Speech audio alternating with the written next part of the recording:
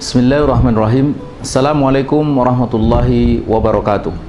Pemirsa yang budiman, salah satu contoh kecenderungan fatal yang dilakukan oleh manusia, yakni menyukai sesuatu yang sesungguhnya buruk atau sebaliknya membenci sesuatu yang sebenarnya baik, adalah soal riba atau bunga bank. Lihatlah, sesuatu yang oleh Allah Subhanahu wa Ta'ala dengan tegas dinyatakan sebagai haram, wa ahallallahu al-bai'a wa harrama riba, ini hari menjadi sesuatu yang bukan hanya disukai, disenangi, bahkan diburu. Lihatlah bagaimana kalau ada sebuah bank yang menawarkan suku bunga yang lebih tinggi, maka pasti akan berbondong-bondong nasabah itu memindahkan dananya dari bank lama ke bank baru yang memberikan bunga yang lebih besar tadi itu. Jadi jelas sekali bagaimana manusia menyukai sesuatu padahal itu buruk. Wa asa an tuhibbu syai'an wa huwa syarrul lakum. Bukan hanya buruk dalam arti bahwa itu diharamkan oleh Allah Subhanahu wa Ta'ala, tetapi juga buruk dalam arti bahwa fakta menunjukkan bunga itu adalah sumber labilitas ekonomi.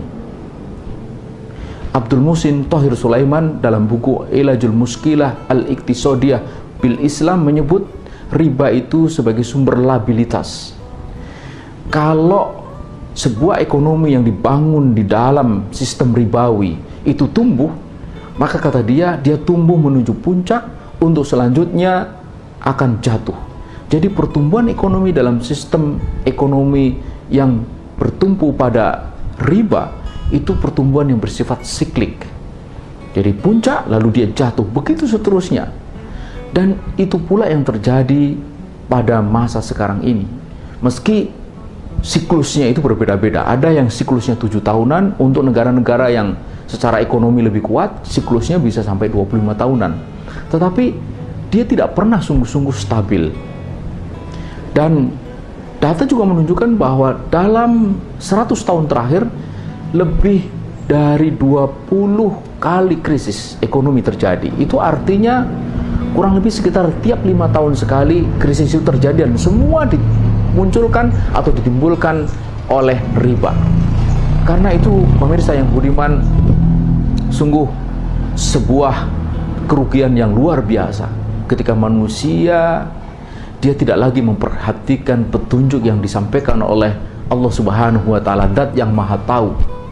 Manusia memperturutkan hawa nafsunya sampai dia pada satu keadaan di mana dia mengambil sesuatu, dia menyukai sesuatu padahal itu buruk, bukan hanya bagi kehidupan dia di akhirat, tapi juga dalam kehidupan di dunia ini. Karena itu bagi kita seorang muslim tidak ada kata lain kecuali kita harus berpegang teguh kepada Al-Quran dan Sunnah dengan erat, seerat-eratnya, karena itu adalah jaminan bagi keselamatan kita hidup di dunia hingga tiba di akhirat kelak, insya Allah. Demikian pemirsa yang budiman, billahi taufik wal hidayah. Wassalamualaikum warahmatullahi wabarakatuh.